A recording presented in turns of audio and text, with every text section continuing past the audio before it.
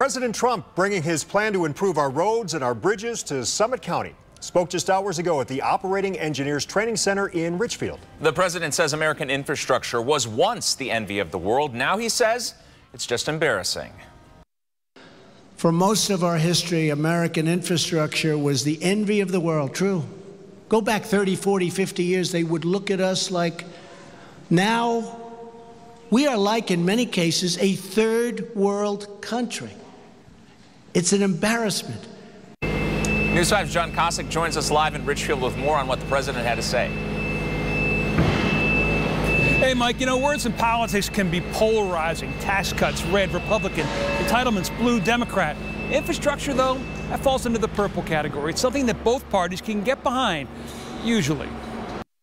Infrastructure spending is a long-term investment lawmakers can normally get behind, especially in harsh weather states like Ohio that has the 12th highest number of bridges labeled structurally deficient.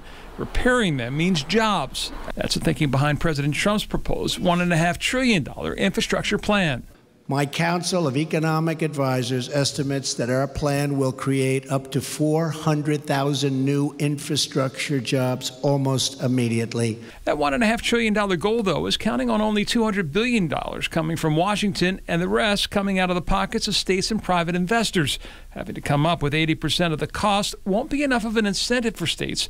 That's according to an analysis by the president's alma mater, Penn's Wharton School. What will be an incentive, the administration says, is speeding up the approval process for projects, getting them shovel-ready faster. The current permitting system is a disaster. Takes forever.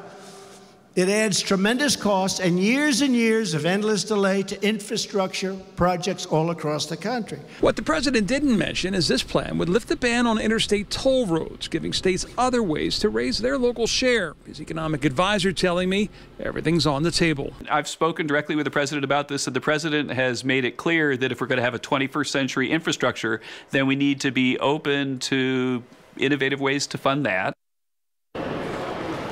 And to that end, he points to the old gasoline tax, which used to be the major provider for funds for infrastructure improvements, but that fund has dwindled over the years with more electric cars and more fuel-efficient cars.